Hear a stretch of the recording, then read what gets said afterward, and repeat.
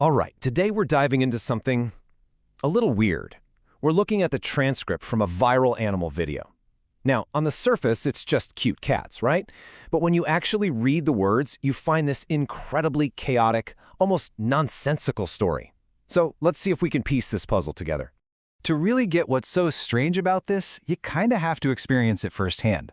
We're just gonna pull a few lines directly from the transcript. Try to imagine what kind of video these would even come from.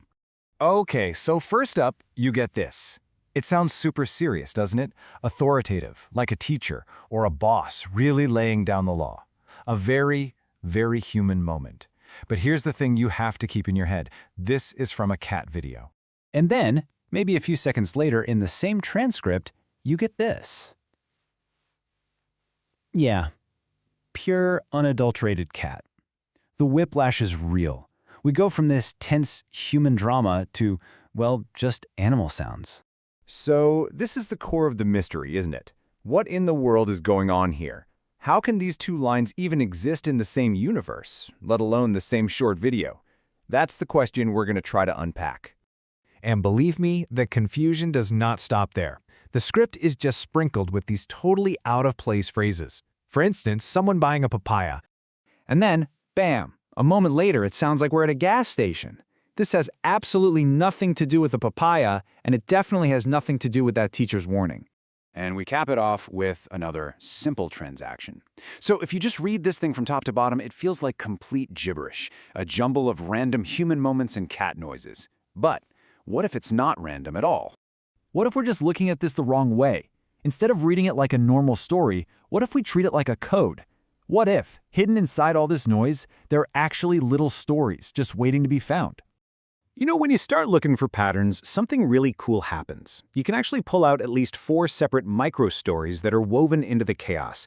A really stressful medical emergency, some classic school day drama, a bit of social anxiety, and just the background noise of everyday life. Let's start with the first one. When you pull these specific lines out of the mess, a totally clear and pretty intense story appears. Someone's little one gets hurt, there's a stressful payment for treatment, and then finally, this wave of relief when we find out he's stable. That's a complete emotional journey right there. And here's another thread. Remember that stern warning from the beginning? Well, look at it now. It has context. It's part of this little drama we all recognize. A student is in hot water for being late, and the teacher is not having it anymore.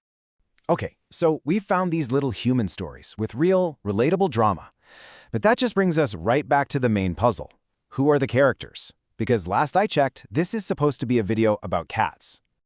The answer, the key that unlocks this entire thing, has actually been hiding in plain sight.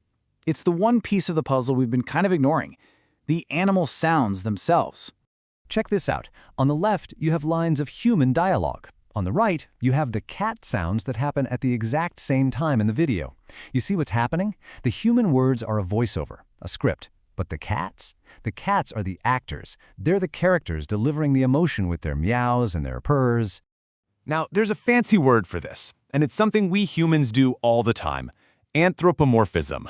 It just means we give human feelings, human problems, and human stories to things that aren't human. We're projecting our own complicated lives, with all the worries about money and school and health, onto these animals. So we figured out the how, but that leads to a much deeper question. Why?